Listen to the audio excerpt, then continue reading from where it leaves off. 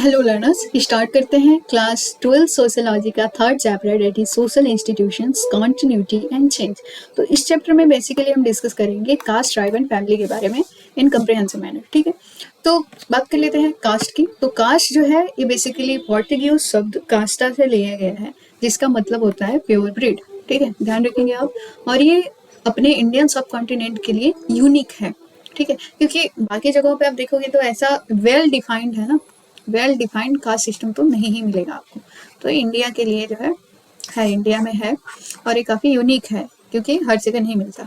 ठीक है, तो एक तरह से आप देखोगे तो हिंदू सोसाइटी का एक इनबिल्ट कैरेक्टरिस्टिक्स है ना, institutional characteristics of Hindu society, but also spread to major non Hindu communities. तो नॉन हिंदू कम्युनिटी जैसे मुस्लिम हो गए और भी हो गए, तो उनमें भी कुछ आप देखोगे कि होता है, वेरिएशंस होती हैं, या ऐसे जो हिंदू में है वैसे थोड़ा बहुत मिलता जुलता होता है इनमें भी कास्ट सिस्टम। ठीक है, और कास्ट में आप देखोगे तो फर्दर बाइफरकेट करें इसे तो जाति और वर्ण होते हैं।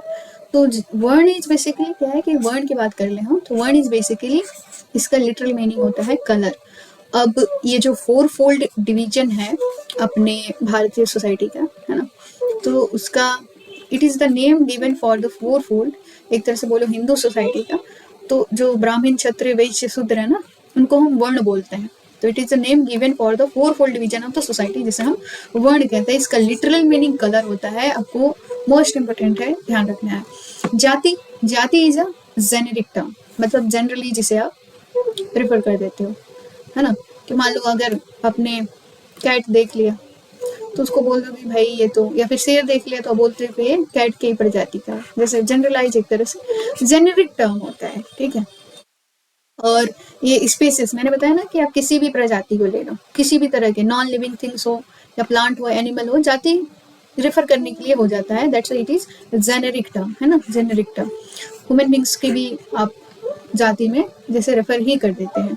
और जाति को जैसे अभी इंडियन लैंग्वेज में अब लोग जो है कैस्ट बोलने लगते हैं, जिसके अक्रॉस आप रोज आते होंगे, कैस्ट सुनते ही होंगे। ठीक है, तो most commonly use to refer caste. ठीक है, तो जाति जो है it is most commonly use to refer caste. तो यहाँ पर अगर आप देखोगे, यहाँ पे अगर आप देखें कि ये जो वर्ण है ये कास्टा से लिया गया है। क्या लिया गया है कास्टा से? कास्ट जो शब्द है वो कास्टा से लिया गया है, जो कि पोर्तुगीज शब्द है। लेकिन जाति के बारे में देखा कि जेनेरिक टर्म है एंड किसी भी चीज़ को रेफर करने के लिए यूज किया जाता है। और आज के जो Indian language speakers are beginning to use English word caste for jati, ये भी हमने देखा। ठीक है, तो अब हम देखेंगे कि वर्ण और जाति के बीच में रिलेशनशिप क्या है भाई। तो रिलेशनशिप ये है इनके बारे में कि वर्ण जो है ना ये ऑल इंडिया एग्रीगेटिव है।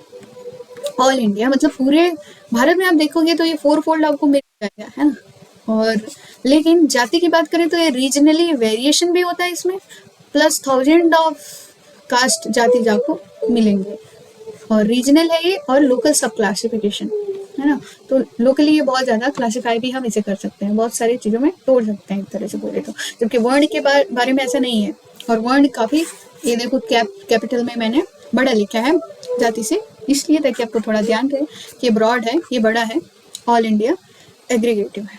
और इसमें जो आप देखोगे तो पंचमास आता है ना। यहाँ पे आप देखें, यहाँ पे आप देखें कि पंचमास आता है 5th कैटेगरी, जो फॉरेनर्स बाहर से आए हुए लोग होते हैं ना, तो उनको थोड़ा कंसिडर कर लिया जाता है। तो ये भी वर्णांश में भी आते हैं एक तरह से। ठीक है, तो ये हमने देख लिया कि कैसे the most common interpretation is that varna as all India aggregative classification, जबकि jati to regional and local sub classification involving more much complex system consisting of hundreds and even thousands of caste and subcaste. This means while the 4 वर्ण classification is common to India, ये जो वर्ण classification ये तो India में all over common है, लेकिन जो जाति है, jati hierarchy has more local classification that vary from region to region, है ना। हर क्षेत्र के जगह पे बदलते से जो लोकल क्लासिफिकेशन है जातियों की ये बदलती जाती है, जबकि वर्ण के केस में ऐसा नहीं है। अब हम बात करें कि जो कास्ट सिस्टम है इसका एज कितना है ना, कास्ट सिस्टम का एज कितना है। तो ये आप देखोगे तो कंफर्म तो नहीं है, बट वर्ण सिस्टम इज रफली 3000 ईयर्स पुराना है। अब ये मिसलीडिंग है एक तरह से। क्यों है मिसलीडिंग? क्योंकि अब देखो कि It is agreed true that the four Varna classification roughly 3000 years old. However, the caste system stood for different things. तो ये जो देखोगे तो इसलिए मिसलीडिंग है क्योंकि to think the same system continue for 3 years, क्योंकि आप देखोगे तो अलग अलग चीजें डिफरेंट थिंग्स डिफरेंट टाइम पे, मतलब अलग अलग टाइम पे अलग अलग चीजें प्रैक्टिस में रही हैं, है ना। तो इस चीज से हम बता तो नहीं सकते कि भाई इसी एग्जैक्ट टाइम पे वर्ण सिस्टम जो है इवॉल्व हुआ एक तरह से, है ना। तो ये भी थोड़ा मिसलीडिंग है, द रीजन आपने देख लिया। अब हम बात करेंगे, तो अब हम बात कर लेते हैं कि लेट वैदिक पीरियड में कास्ट सिस्टम कैसा था। लेट वैदिक पीरियड कहने का मेरा मतलब है कि 900 से 500 बिफोर कॉमन एरा, ये टाइम पीरियड है लेट वैदिक पीरियड का। तो इस टाइम कास्ट सिस्टम काफी फ्लेक्सिबल था, रिजिड नहीं था, ठीक है। लोग एक कास्ट से दूसरे कास्ट में मूव कर सकते थे, मूवमेंट वाज क्वाइट कॉमन। जैसे क्षत्रिय है तो वैश्य बन सकता है, शूद्र बन सकता है, शूद्र है तो क्षत्रिय बन सकता है ना। काफी कॉमन था, अपने कर्म के हिसाब से एक तरह से आप बोलो, है ना। तो अगर क्षत्रिय बनना है तो क्षत्रिय बन सकते थे, है ना। तो varna system with only 4 major division, late Vedic period में 4 मेजर डिवीजन था, ब्राह्मण, क्षत्रिय, वैश्य एंड शूद्र, है ना। 4 मेजर डिवीजन था एट लेट वैदिक पीरियड के टाइम पे। और डिवीजन ये बहुत ज्यादा रिजिड नहीं था, है ना, बहुत ज्यादा रिजिड नहीं था। और जाति जो है ये बर्थ के आधार पे बिल्कुल नहीं डिटरमाइन की जाती थी लेट वैदिक पीरियड में। और मूवमेंट क्वाइट कॉमन था, आपने देखा कॉमन था। लेकिन जो पोस्ट वैदिक पीरियड में जाने क्या हुआ कि जाति जो है बहुत रिजिडिटी हो गई, इसमें रिजिडिटी प्राप्त कर लिया। अब देखते हैं हम फीचर्स ऑफ कास्ट। तो caste is basically determined by birth, ये जन्म के आधार पे होता है। जिस कास्ट में आप जन्म लेते हो, जो आपके पेरेंट्स का कास्ट होता है, उस कास्ट में अगर आप भी पैदा हुए तो आपका कास्ट हो जाता है, ठीक है। और ये आपकी चॉइस का फर्क नहीं होता है, आपके चॉइस से इससे कोई ताल्लुक नहीं है। आप जन्म लिए तो आप हो गए, ठीक है। ये नहीं है कि आप किसी और कास्ट को ज्वाइन कर लोगे या फिर अपने कास्ट को छोड़ लोगे, ऐसा कुछ नहीं होता है। बट कुछ केसेस में there are some instances where a person may be expelled from their caste. ऐसे केसेस होते हैं कि आप अपनी जाति से निकाल दिए हो, लेकिन आप कास्ट को तो नहीं चुन सकते हो अपनी मर्जी से। और ये डिटरमाइंड बाय बर्थ होता है, जन्म के आधार पर, ठीक है। जिस कास्ट में जन्म लिए उस कास्ट के हो गए, तो ध्यान रखिएगा। और एक बात बता दें कि 6 मार्क्स में पूछा भी जाता है, ये सारे पॉइंटर्स आपको लिखने होंगे, सो ध्यान रखिएगा। मैरिज की बात कर लें तो कास्ट में पहला क्या है कि बर्थ के आधार पे डिटरमाइन होता है। दूसरा, मैरिज में रिस्ट्रिक्शंस है, जैसे बहुत सारे हमारे एंशिएंट स्क्रिप्चर्स भी तो बताते हैं ना कि blood of one caste should not be mixed with another caste, है ना।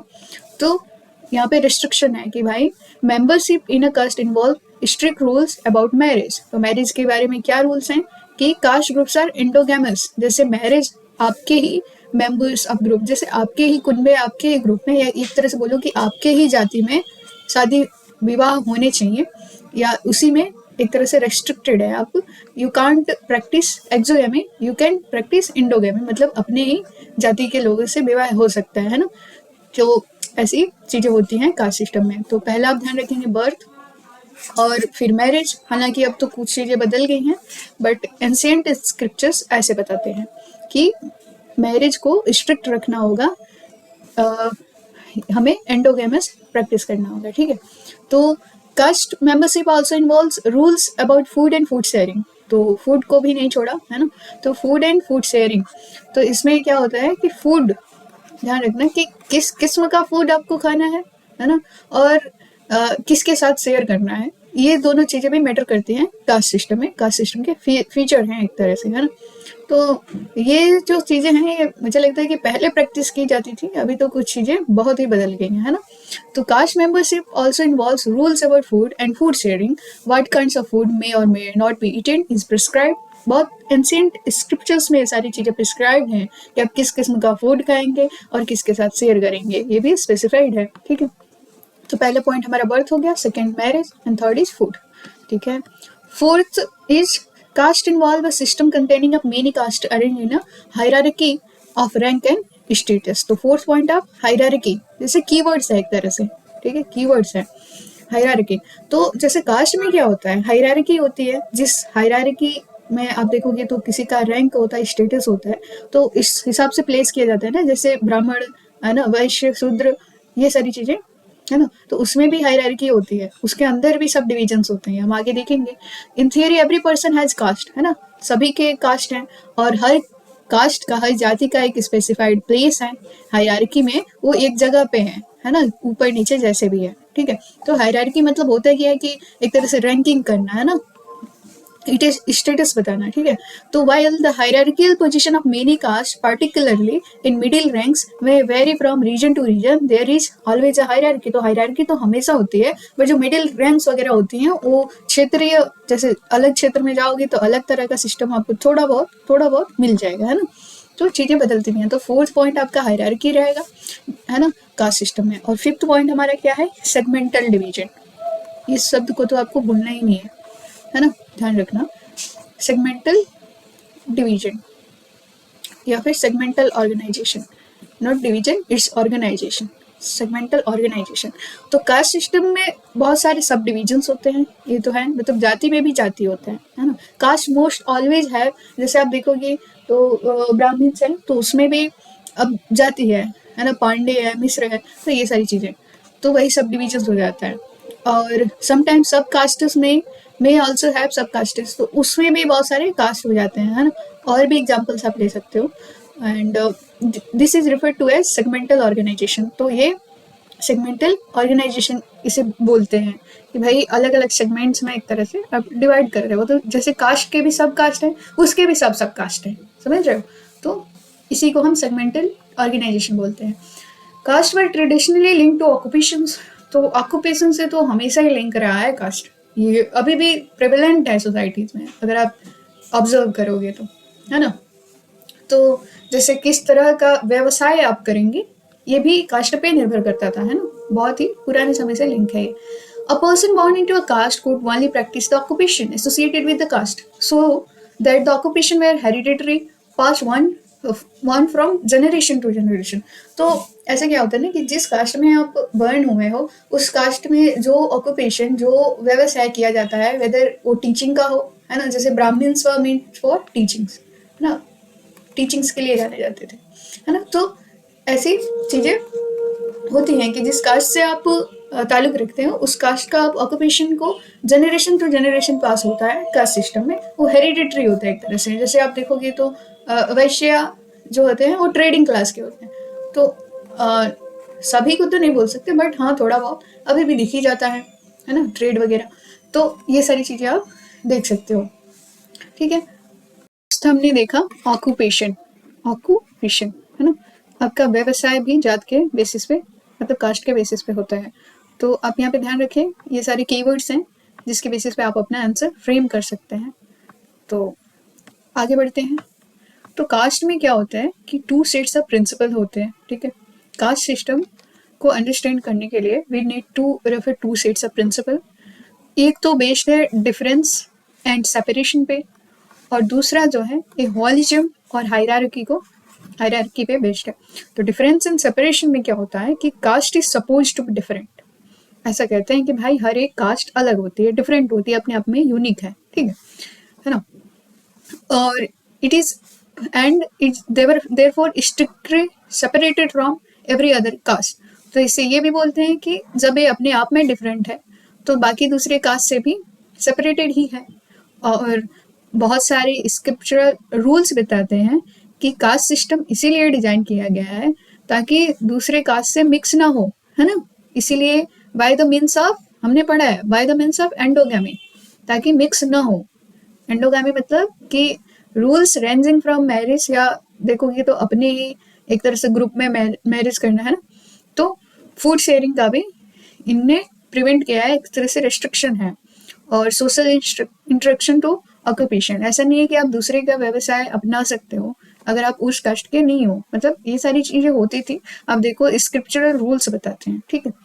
तो दूसरा जो हमने बात किया था वॉलिज्म एंड हायरार्की का, तो इसका आप यहाँ पे देखें कि different and separated caste do not have an individual existence, it can only exist in relation to a larger whole. तो ये कह रहे हैं कि भाई अगर सेपरेटेड कास्ट होंगी, डिफरेंट होंगी, जो आप इस थ्योरी में बता रहे हो, तो फिर कास्ट का तो कोई एग्जिस्टेंस ही नहीं होगा। ये जो लार्जर होल है, जैसे हायरार्की है जो आप पढ़ते आ रहे हो लंबे समय से, है ना, क्षत्रिय एंड वैश्य एंड शूद्र, ब्राह्मण क्षत्रिय वैश्य, तो इससे एक तरह से है ना, it can only exist in relation to larger whole, है ना। एक तरह से अपने आप में डिफरेंट नहीं है, इनके कहने का मतलब है हॉलिज्म और हायरार्की। तो एक तरह से डिवाइडेड है कि किस चीज को आप, किस कास्ट को आपको ऊपर प्लेस करना है और किस कास्ट को, है ना, नीचे प्लेस करना है। एक तरह से लेडर लाइक सिस्टम है, ठीक है। तो the totality of society consisting of all cast, इसे हमने देख लिया। तो इस सोसाइटल और सिस्टम, ये जो हमने पढ़ा वॉलिज्म और हायरार्की का, तो ये चीजें तो हायरार्कियल हैं। आपने देखा कि रैंक और स्टेटस के, कास्ट के स्टेटस के बेसिस पे हायरार्की में रैंकिंग करते हैं हम, है ना कि इक्विटी है। मतलब अलग अलग कास्ट होती है तो चलो इक्विटी भी होता है, बट नहीं, ऐसा नहीं है, दे आर नॉट सेपरेटेड, है ना। तो इसीलिए हमारा हायरार्कियल सिस्टम है, ना कि इक्वलिटेरियन सिस्टम है। इसका मतलब होता है कि इक्वल होता है, ठीक है। तो इक्वलिटी तो नहीं, इक्वल सिस्टम तो नहीं है ना। तो each individual caste occupy not just a distinct place but also an order rank। तो हर इंडिविजुअल कास्ट जो है एक इसका स्पेसिफिक प्लेस होता है, साथ ही साथ वो रैंक में आता है कि भाई ये रैंकिंग है तो आप यहाँ पे कहाँ पे लाइक करते हो, ठीक है। तो यहाँ पे हाईएस्ट टू लोवेस्ट जो मैंने बताया, लेडर लाइक अरेंजमेंट आप देख सकते हो, उस हिसाब से आता है, ठीक है। तो hierarchical ordering of caste is based on distinction between purity and pollution. तो ये जो हायरार्की आप तभी से बना रहे हैं, ladder like system highest to lowest, 21 basis पे बन रहा है। तो ये प्योरिटी मतलब और पॉल्यूशन, तो ये दोनों प्योरिटी और पॉल्यूशन के बेसिस पे बन रहा है कि कौन कास्ट कितना प्योर है तो उसको ऊपर रखेंगे, और कौन कास्ट पॉल्यूटेड है, मतलब अशुद्ध है एक तरह से, है ना। तो उस बेसिस पे इसको रखा जाता है। एंड अब हम मूव करते हैं little ahead. So caste is suppose to be complementary and non competing groups. मतलब है कि अपने आप में इसका एक अपना प्लेस है ना। Each cast have it's on place in the system. जो उसका प्लेस है उस प्लेस को आप नहीं ले सकते हो। तो कास्ट में सबका अपना अपना एक जगह है ना। देख सकते हो कि caste is suppose to be complementary and non competing. इसमें कोई कंपटीशन है, अपने आप में ये लोग यूनिक है एक तरह से, है ना, और अपने आप में कंप्लीमेंट करते हैं। और इसका every cast have it's on place. Hierarchy में सबका एक अपना प्लेस है, मतलब कास्ट सिस्टम में सबका एक अपना प्लेस है, ठीक है। अब हम देखते हैं कि कॉलोनिज्म जो है वो कैसे कास्ट पे अफेक्ट करता है। तो हमने देखा था कि जो पोस्ट वैदिक पीरियड रहता है आपका, उस टाइम पे कास्ट सिस्टम रिजिड हो जाती है। उससे पहले फ्लेक्सिबल रहता है ना, मतलब मूवमेंट क्वाइट कॉमन होता है। उससे पहले रिजिडिटी आ जाती है तो इतने सारी चीज़ें हो जाती हैं ना, मूवमेंट कॉमन रह जाता है और बहुत सारे फीचर्स इसके और भी डिफाइन कर दिए जाते हैं कास्ट सिस्टम के। तो देखते हैं कि ब्रिटिशर्स ने जो है ना एक पॉलिसी अपनाई डिवाइड एंड रूल का। डिवाइड एंड रूल, उनका मेन मकसद ये था कि वो आपको गवर्न कर सकें। उसके लिए जो जो पॉलिसी उन्होंने लाना चाहा उसे लाया। तो वही हम देखेंगे कि कास्ट सिस्टम पे कॉलोनिज्म का क्या प्रभाव रहा है। तो the present day form of the caste system as a social institution has been shaped very strongly by both the colonial period as well as rapid changes that have come about in independent India. तो जो जैसे independent India को होते से जो changes आई, और उससे पहले कॉलोनिज्म था, है ना, हम एक तरह से हम गुलाम थे, तब जो चेंजेस आई उसके वजह से जो आज का कास्ट सिस्टम आप देख रहे हो, आज जो कास्ट सिस्टम आप फॉलो करते हो, उस पर बहुत बड़ा प्रभाव पड़ा, ठीक है। तो इट इज यू कैन से shaped by colonial period and rapid changes जो इंडिपेंडेंट इंडिया में आए, है ना। तो स्कॉलर्स जो हैं ये क्या करते हैं कि सर्वे वगैरह करना शुरू करते हैं। और अब यहाँ पे देखो कि institution of caste underwent major changes during colonial period, ये हमने देख लिया, ठीक है। तो जितने भी चेंजेस आए ये ऐसा नहीं था कि जानबूझ करके किया गया है, कुछ ऐसे ही हो गए, बस वो हो गए, ठीक है। British administrators began by trying to understand complexity of caste in an effort to learn how to govern the country efficiently। वही मैंने बताया ना कि इनका मेन पर्पस था आपको गवर्न करना, आपको रूल करना। तो ब्रिटिश एडमिनिस्ट्रेटर्स जो थे, इन्होंने जो अपने भारत की कम्प्लेक्सिटी है ना कास्ट सिस्टम में, जटिलता है, उसको समझने की कोशिश की। उसके लिए इन्होंने सर्वे वगैरह किया, है ना। तो बहुत ही मेथोडोलॉजिकल इंटेंसिव सर्वे हुआ, रिपोर्ट्स तैयार किए गए, अलग अलग कास्ट के अलग अलग कस्टम और मैनर्स होते हैं, उसके बेसिस पे बहुत सारी ट्राइब्स और पूरे देश की जाति के बेसिस पे सर्वे हुआ, ठीक है। सो मैंने आप यहाँ पे देखो कि बहुत सारे सर्वे तो हुए, तो उसमें से सबसे इम्पोर्टेंट सर्वे आप देखो एक तरह से पहला बोल सकते हो। तो कास्ट के बेसिस पे आप देखो यहाँ पे है कि 1901 सेंसस हुआ, है ना, हर्बर्ट रिजलेट वाला, आप इसे भूल नहीं सकते हो, ठीक है, एग्जाम में पूछा जाता है। तो 1901 में क्या हुआ, 1901 में हुआ हर्बर्ट रिचर्ड वाला, particularly important is sought to recollect or collect the information of social hierarchy of caste। तो कास्ट के सोशल हायरार्की को कलेक्ट करने के लिए, जानने के लिए जो है सर्वे करते हैं हर्बर्ट रिचर्ड, ठीक है। तो इससे क्या हुआ कि huge impact on social perception of caste. तो जो कास्ट को लेके परसेप्शन होते लोगों की, उस पर बहुत बड़ा प्रभाव पड़ा। अब प्रभाव क्या था, Hundreds of petitions were addressed to the census commissioner by representatives of different castes claiming a higher position in social scale and offering historical and scriptural evidence for their claim। तो जो लोग थे ना, अब जो रिचले है, ये ने अपने आधार पे जो है मैनर्स और कस्टम के बेसिस पे सर्वे किया। तो किसी को मान लो ऊपर नीचे रखा होगा, है ना, रखा होगा। तो अब लोग क्या कह रहे हैं कि भाई मेरी पोजीशन इतने नीचे नहीं है, मैं और ऊपर का हूँ, और इसका मैं प्रूफ देता हूँ। कहाँ से प्रूफ दूंगा, स्क्रिप्चुरल एविडेंसेस और हिस्टोरिकल एविडेंसेस के बेसिस पे अब मुझे और ऊपर रखो, ना कि इतना नीचे, ठीक है। तो पिटिशंस जा रहे हैं, समझ रहे हैं कि अलग अलग कास्ट के जो रिप्रेजेंटेटिव है, प्रतिनिधि हैं, वे लोग पिटिशंस दे रहे हैं कमिश्नर को, कि सेंसस कमिश्नर को, कि मुझे और ऊपर करो, है ना, और मैं इसका प्रूफ भी दे रहा हूँ। तो ये सारी चीजें हुई। अब इससे क्या हो रहा है कि ज्यादा से ज्यादा क्या हो रहा है कि कास्ट सिस्टम और शार्पन हो रही है, और क्या।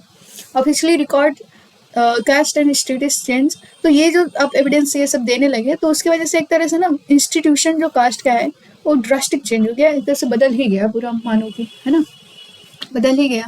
और एक और काम ब्रिटिशर्स ने किया, उनका मेजर पर्सपेक्टिव तो यही था आपको गवर्न और रूल करना, पर एक और काम उन्होंने किया, that is administration also took an interest in the welfare of downtrodden caste. तो जो पिछड़े, एक तरह से बोलो डाउन ट्रोडन है, पीड़ित हैं, डिप्रेशन है बहुत ज़्यादा, उनको देखते हुए जो ब्रिटिश एडमिनिस्ट्रेशन है उसने एक स्टेप लिया उनके कल्याण के लिए, वेलफेयर के लिए। क्या था वो, government of India act of 1935। इसको तो आप भूल ही नहीं सकते, ये भी एग्जाम के पर्सपेक्टिव से इम्पोर्टेंट है ना, आपको समझना भी चाहिए, जानना भी चाहिए कि government of India act of 1935, इससे क्या होता है कि जो डिप्रेस्ड और डाउन ट्रोडेड क्लास हैं, इनको लीगल रिकॉग्निशन मिल जाती है। किस वजह से, कैसे, schedule caste tribes, schedule caste and tribes marked for special treatment by the state. तो गवर्नमेंट ऑफ इंडिया एक्ट के तहत क्या होता है कि जो शेड्यूल कास्ट है, शेड्यूल ट्राइब, इनको रिकॉग्निशन मिलती है, एक तरह से अस्तित्व में आ जाते हैं, और इन पे ये रहता है कि भाई स्टेट जो है, कंट्री, इनको एक स्पेशल ट्रीटमेंट देगी, ठीक है, क्योंकि ये डाउन ट्रोडन है तो इनको स्पेशल ट्रीटमेंट देना जरूरी है, ऐसा कुछ रहा। और ये अस्तित्व में आ गया। तो ऐसा पूछा जाता है कि कब लीगल रिकॉग्निशन मिला, तो गवर्नमेंट ऑफ इंडिया एक्ट के तहत, है ना। तो ये सारी चीज़ें आपने समझी, और आगे हम देखते हैं कास्ट इन द प्रेजेंट। तो कास्ट और नेशनलिस्ट मूवमेंट का क्या रिलेशन रहा है, एक तरह से हम इसे देखेंगे। तो caste consideration had inevitably played a role in mass mobilisation of the nationalist movement. तो भाई मोबिलाइजेशन के लिए ना सबसे बड़ी चीज़ जो हो जाती है वो कास्ट हो जाती है, क्योंकि कास्ट से आप कनेक्ट करते हो, है ना। तो नेशनलिस्ट मूवमेंट में बहुत बड़ा मोबिलाइजेशन हुआ है the basis of caste consideration, ठीक है, और इसे तो आप रोक भी नहीं सकते थे, है ना। Efforts to organize the depressed classes and particularly the untouchable caste predated the nationalist movement। तो जो डिप्रेस्ड क्लास है और अनटचेबल क्लास है, इसने भी बहुत ज़्यादा एक तरह से अफेक्ट किया नेशनलिस्ट मूवमेंट को, और एक तरह से हमारे भी एफर्ट्स लगे टू मोबिलाइज देम, और यू कैन से कि इनको एक तरह से ऑर्गेनाइज करने के लिए, ठीक है। Having begun in second half of the 19th century, this was an initiative taken from both ends of caste spectrum। तो दोनों कास्ट जो हैं ये एफर्ट्स लगाते हैं अपना अपना।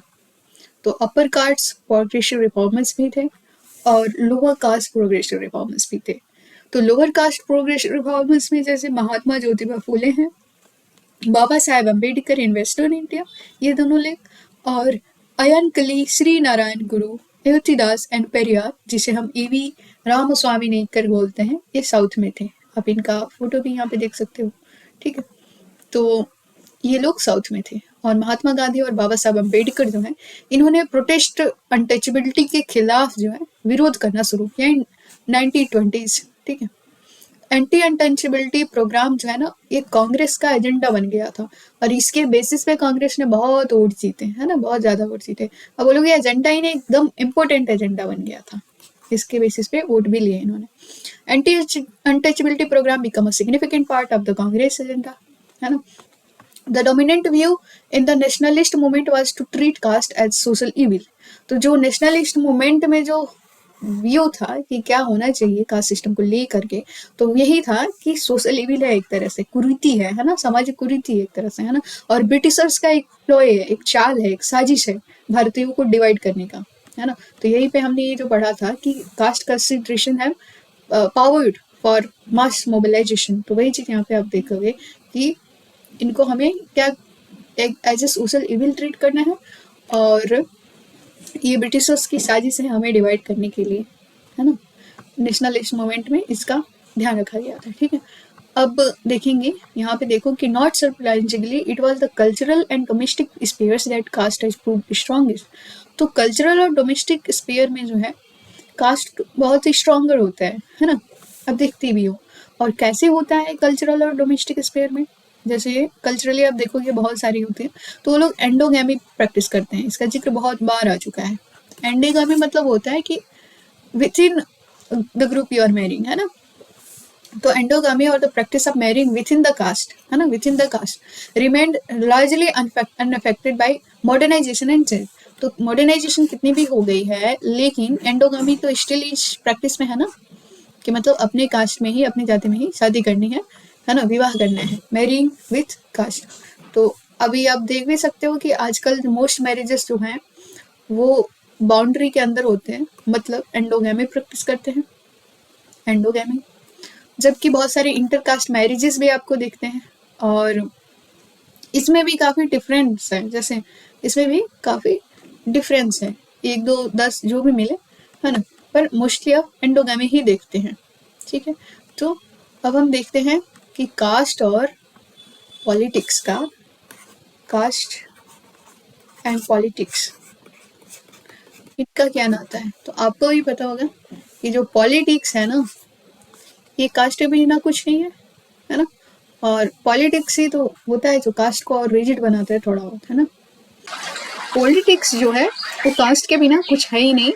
तो democratic politics has been deeply conditioned by caste. और आपको पता होगा कि जैसे कास्ट के बेसिस पे पॉलिटिकल, बहुत सारी पॉलिटिकल पार्टीज फॉर्म भी हुई हैं, और कास्ट के बेसिस पे ये लोग वोट्स भी बहुत ज़्यादा लेते हैं, ठीक है।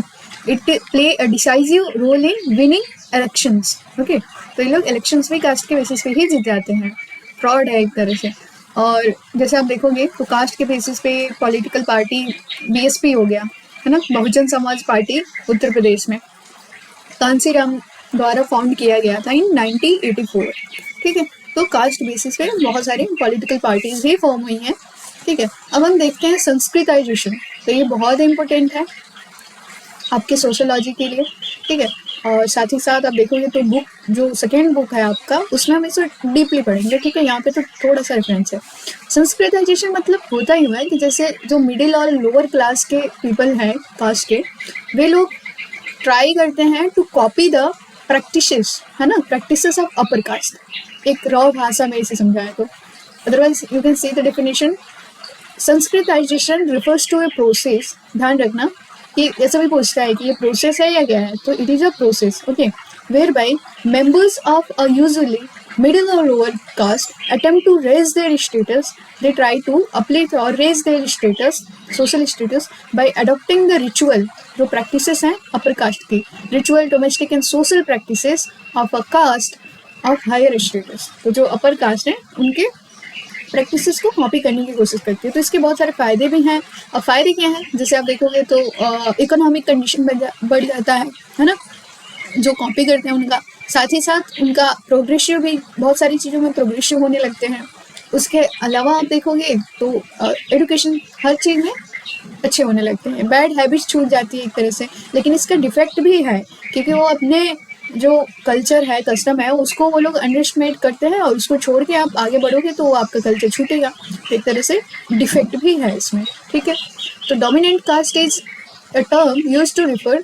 अब हम देखेंगे कि डोमिनेंट कास्ट जो कंसेप्ट है ये क्या है। तो ये जो डोमिनेंट कास्ट है ना, जो आज़ादी के बाद से जो पार्सल लैंड रिफॉर्म्स हुए थे उनके बाद इनको बहुत सारे लैंड मिले, है ना। इनकी पॉपुलेशन बहुत ज़्यादा थी, एक तो बात ये है।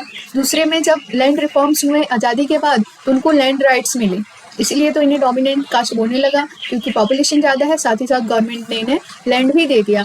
अब हुआ यूँ कि जैसे जो रियल ओरिजिनल लैंड लॉर्ड थे उनको एब्सेंटी लैंड लॉर्ड्स यहाँ पे बोलते हैं। क्यों? क्योंकि ये लोग उस ज़मीन पे, जिस ज़मीन पे पॉपुलेशन रह रही थी, जिसको लैंड मिला, उसका ओरिजिनल ऑनर कोई और था, तो वो वहाँ पे एब्सेंट था, है ना।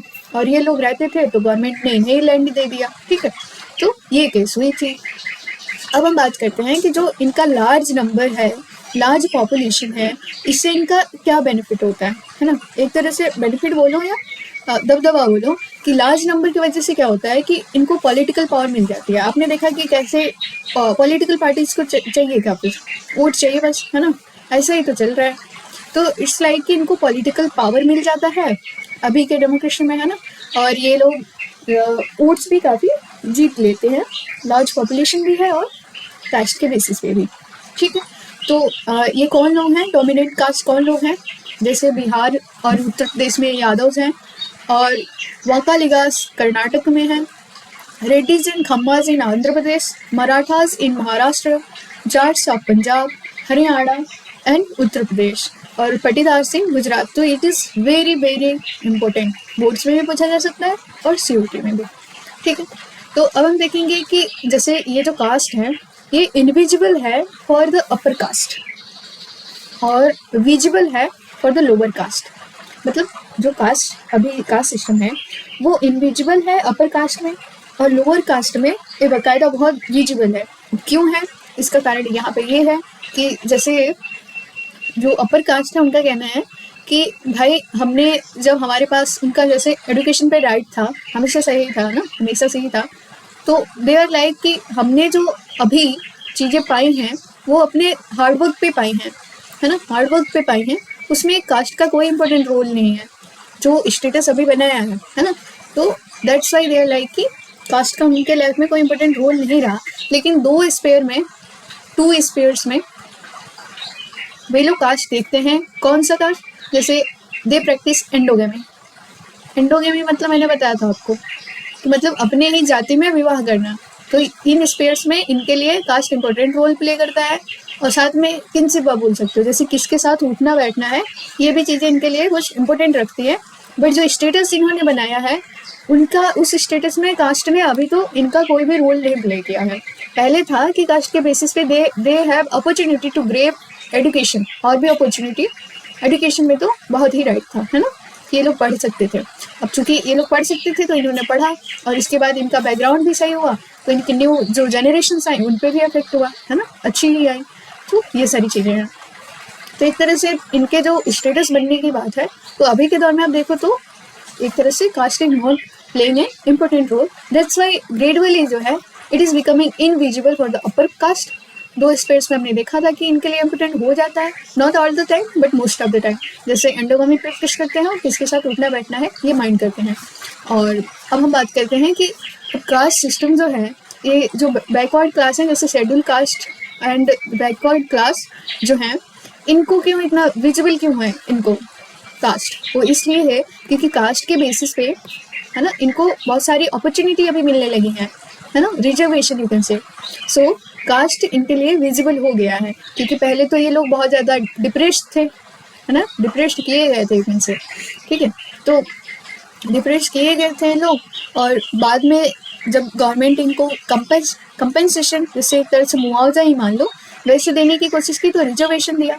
जब रिजर्वेशन दिया तो रिजर्वेशन इनको कास्ट के बेसिस पे ही तो मिलती है।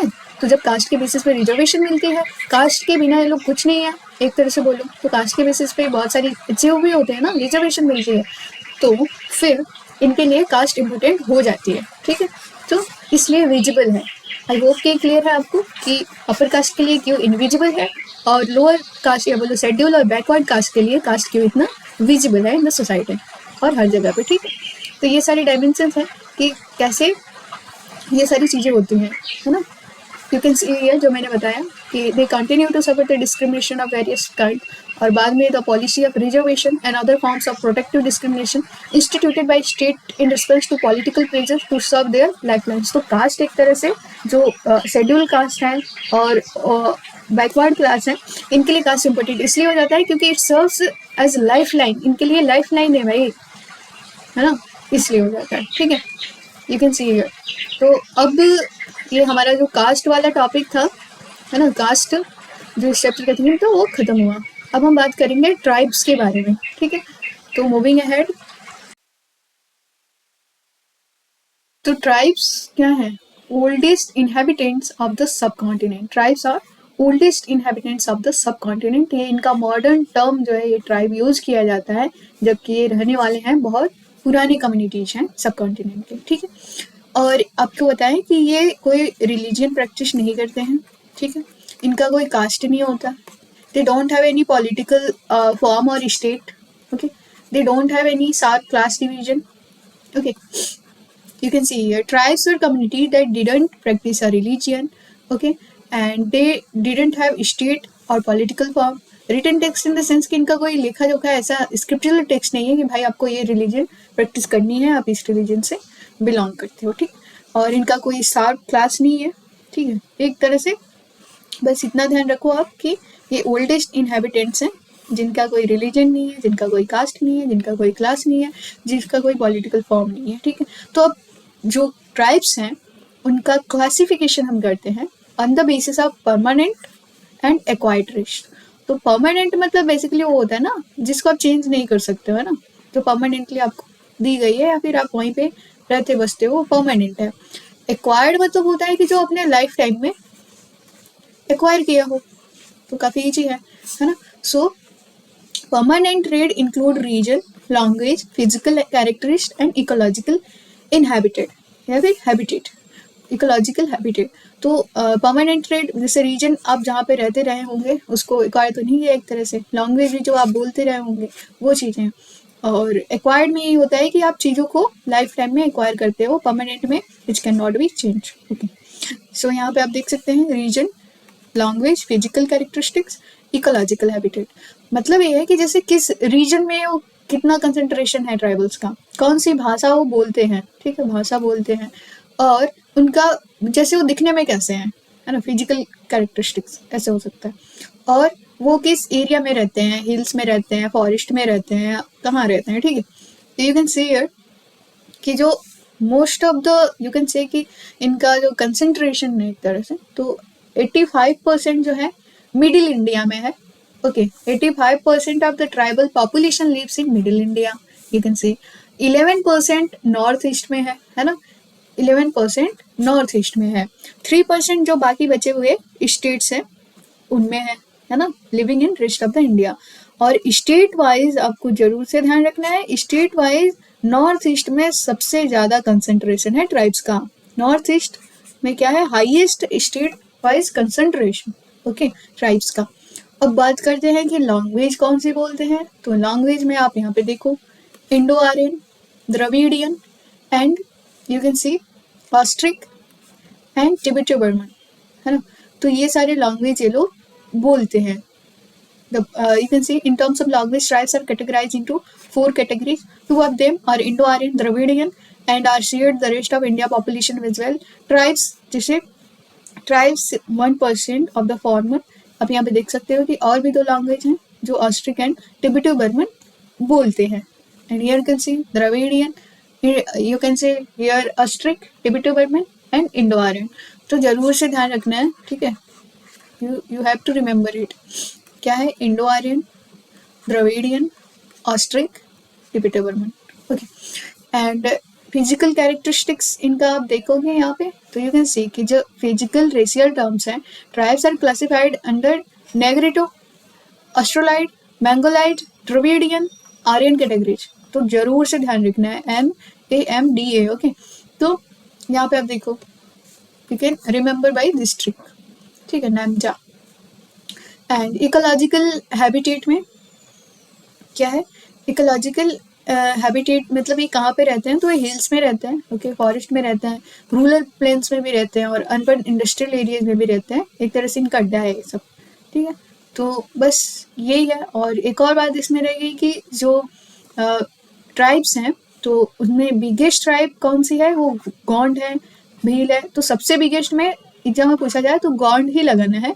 बाकी भील्स हैं, सांथाल्स हैं, फॉरेंस हैं, मैनर्स हैं, बोडोज जो आसाम में रहते हैं ना ज़्यादातर, ठीक है। और बाकी ये लोग मोस्टली झारखंड या छत्तीसगढ़ में अब देखने को मिलेगा, ठीक है। तो 2001 का जब सेंसस हुआ, जनगणना हुई, तो उसके हिसाब से 84 मिलियन पर्सन थे कुल मिला के। 8.2% of the population of India, जिसे हम 84 मिलियन बोल सकते हैं, ठीक है। बाद में 2011 की जनगणना में 8.6 यू कैन से परसेंटेज रही इनका इन पॉपुलेशन ऑफ इंडिया, जो 104 मिलियन, तो काफ़ी बड़ी है, ठीक है। 104 मिलियन पॉपुलेशन हो गई, तो you can see the difference. अब हम बात करते हैं एक्वायर्ड ट्रेट की, है ना। इसका स्क्रीनशॉट ले सकते हो क्योंकि ये काफ़ी एक तरह से शॉर्ट बना दिया गया है इसमें, okay. And acquired traits by the way notes भी आपको अवेलेबल करवा दिए जाते हैं टेलीग्राम ग्रुप पे, तो you can join to take the notes. Acquired traits में क्या है कि इनका वो जो चीज़ें ये लोग एक्वायर करते हैं, मतलब how they learn their livelihood, ये भी आ जाता है। दूसरी बात ये आ जाती है कि ये हिंदू सोसाइटी में कितना खुद को मिक्स करना चाहते हैं, है ना, कितना इनकॉपरेट करना चाहते हैं, कितना एसिमिलेट होना चाहते हैं, ठीक है। तो एक्वायर्ड ट्रेड में ये लोग अपना लाइवलीहुड कैसे अर्न करते हैं, on the basis of livelihood tribes can be categorised into fisherman, okay, food gatherers, hunters, shifting cultivators, peasants and plantation and industrial workers। तो ट्राइब्स को ये करके अपना लाइवलीहुड अर्न करते हैं, ठीक है। और अगर हम बात करें कि whether they are assimilating themselves into Hindu society or not, तो कुछ ट्राइब्स का पॉजिटिव व्यू है और कुछ ट्राइब्स का नेगेटिव है। कुछ ट्राइब्स मानते हैं कि भाई हम हिंदू मेनस्ट्रीम सोसाइटी से ही बिलोंग करते हैं या फिर हम उनमें मिक्स करना चाहते हैं, और कुछ मानते हैं कि नहीं, we are completely excluded from the Hindu mainstream society. तो अपने अपने व्यू हैं, ठीक है। यू कैन सी इस पैराग्राफ में आप इसे देख सकते हैं कि सम रेसिस्ट और अपोजिट और some try to connect themselves from the Hindu mainstream society. तो अब हम बात करेंगे tribe the career of a concept. Scholars debated कि ट्राइब्स को हिंदू जैसे हिंदू बेस्ड सोसाइटी है ट्राइब्स, या फिर ये अलग ही इनका कम्युनिटी है, डिफरेंट ही कम्युनिटी है ना।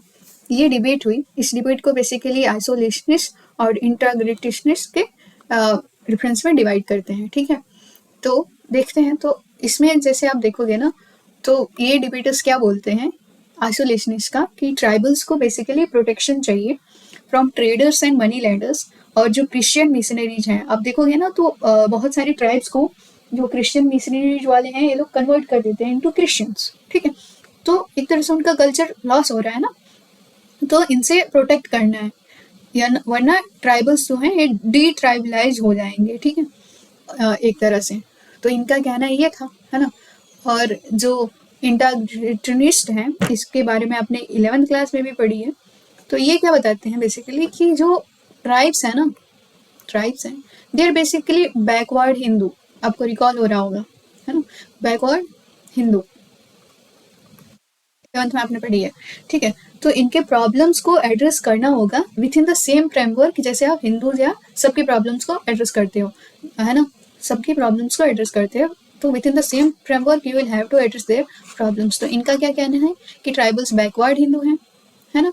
और इनका क्या कहना है भाई कि ये आइसोलेशन में तो रहें एक तरह से, लेकिन इनको प्रोटेक्शन की ज़रूरत है ना। ये अपना कल्चर, ये कोई हिंदू बंदी नहीं है, ये इनको बस प्रोटेक्शन चाहिए from this money landers and traders and Christian missionaries, okay.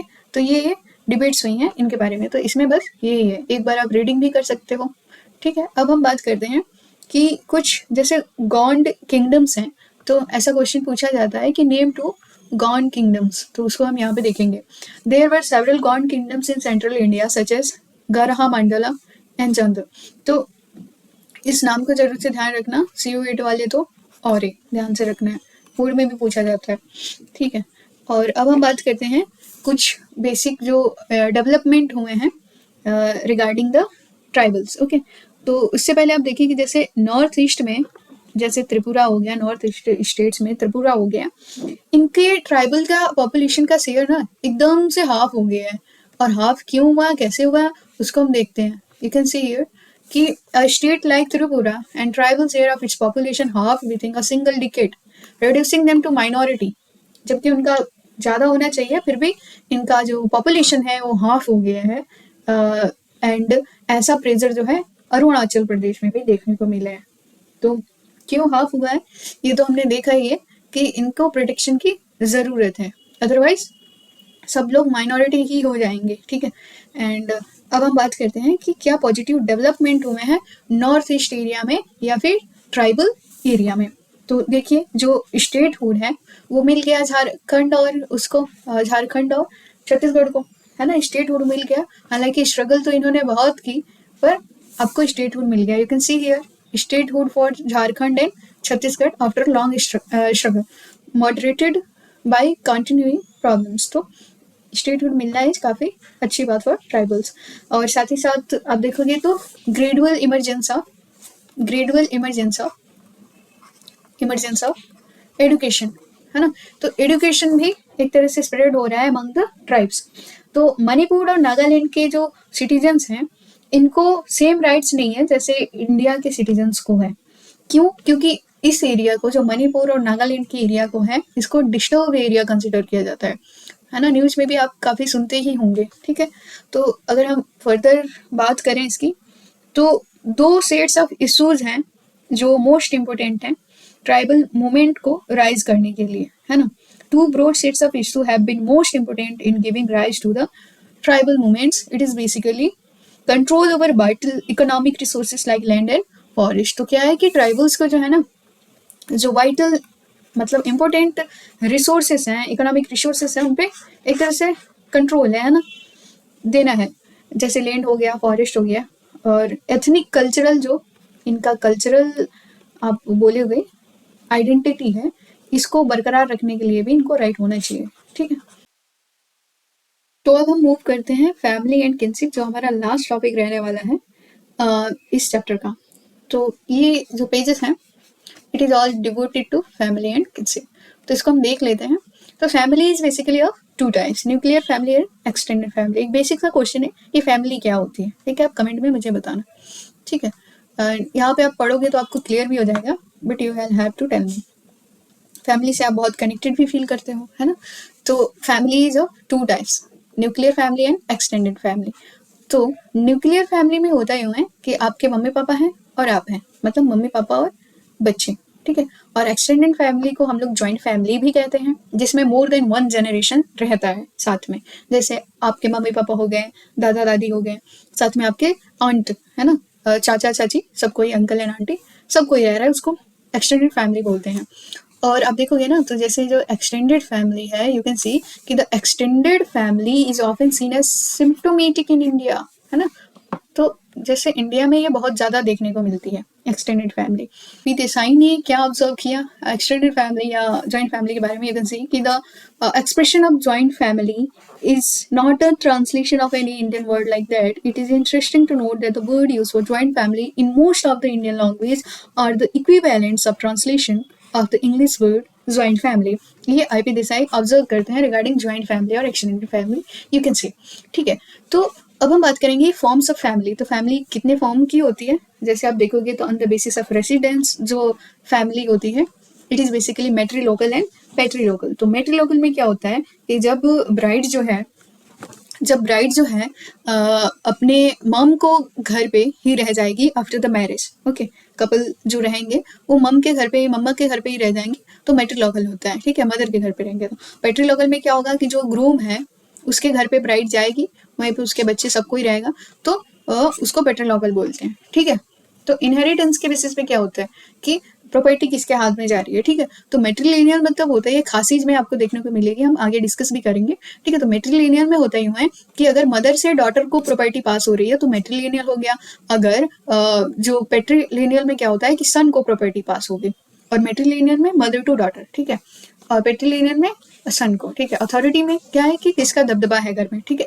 तो मैट्रियार्की में क्या होता है कि मम्मी अगर आपका राज करती है घर में तो वो मैट्रियार्कल फैमिली हो जाएगी, ठीक है। अगर पापा का दबदबा है ना, मेल का कोई भी, तो उसका पैट्रियार्की हो जाता है, ठीक है। तो आपने समझ लिया रेसिडेंस के बेसिस पे मेट्रीलॉकल, ये जो है ना ये 6 मार्कर्स में आ जाता है आंसर राइटिंग के पर्सपेक्टिव से, ठीक है। तो इसलिए मैंने इसको शॉर्ट में बता दिया, एक बार आप रीडिंग कर लेना क्योंकि बुक की लैंग्वेज भी इम्पोर्टेंट है होना। और एक्सटेंडेड फैमिली की हम लोग बात कर रहे थे, है ना।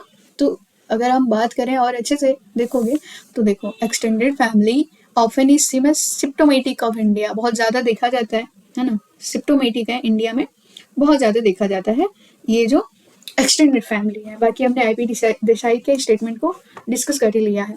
अब हम बात करेंगे कि रोल कन्फ्लिक्ट क्या हो जाता है, ठीक है। यहाँ पे आप देखो कि जैसे मैंने बताया ना कि मैट्रिलिनियल फैमिली अगर है, ठीक है, तो जैसे जो प्रॉपर्टी है मदर की और डॉटर के पास होगी, डॉटर को पास होगी, तो डॉटर अब वहीं पे रहेगी एक तरह से, है ना, वहीं पे रहेगी। तो फिर अब मेन का रोल कन्फ्लिक्ट ये होता है कि मेन जो उसका नेटल हाउस है ना, खुद का घर है जहाँ पे उसकी बहन और माता जी हैं, उसको ख्याल रखे वहाँ पे वह रहे या फिर बच्चों और पत्नी के पास रहे, ठीक है। तो रोल कन्फ्लिक्ट हो जाता है मेन को। एक और बात है, ये ऑब्जर्व किया गया है कि जैसे वुमेन और जैसे इनसे एडवर्सली अफेक्ट होती हैं, ऐसा नहीं है कि इनको राइट दे दिया गया है तो they are not being affected, तो they are adversely affect by the role conflict generated in Khasi matrilineal system. और मैंने आपको बताया ना कि ये खासी मैट्रिलिनियल जो सिस्टम है इसमें ही ये फॉलो होता है कि आप जो है चीज़ों को दे देते हो डॉटर को, है ना। तो एडवर्सली अफेक्टेड होती हैं। अब क्यों होती हैं, कारण ये है कि इनको बस टोकन अथॉरिटी दी जाती है। क्यों, जैसे मान लो जमीन है कोई, तो यहाँ पे बस इनका सिग्नेचर हस्ताक्षर है ना, सिग्नेचर हस्ताक्षर है, बाकी टोकन अथॉरिटी है, एक तरह से जमीन पे नाम है पर दबदबा जो है या पावर जो है मेन के ही हाथ में होता है, मेन पॉजेस द पावर, इनका बस टोकन अथॉरिटी होता है। ये हमने खासे मैटर लेने की बात की, तो रोल कन्फ्लिक्ट तो आपने देख ही लिया कि whether the man should care for his natal house और चिल्ड्रन एंड वाइफ, तो this is conflict for man. And you can see कि बेसिकली इनसे एडवर्सली अफेक्ट होती हैं विमेन्स, ठीक है। क्यों, क्योंकि इनका एक तरह से women possess only token authority and men possess the power, तो this is the reason behind क्या क्या कन्फ्लिक्ट होते हैं, ठीक है।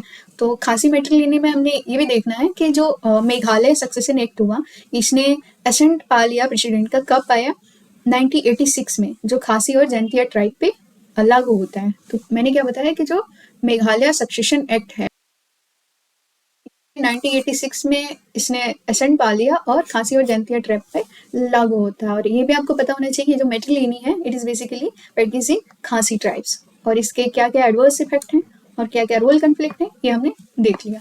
तो यहीं पे आपका जो चैप्टर है वो समाप्त होता है। एक बार बस इसकी रीडिंग कर लेना, ठीक है इसकी, और डाउट्स वगैरह कोई भी हैं तो feel free to ask in the comment section. And Telegram पे आपको नोट्स मिलेंगे फ्री में। अगर आपको स्टडी पैकेज चाहिए तो you can email me, free में भी वो भी अवेलेबल करवाया जाएगा। Thank you very much.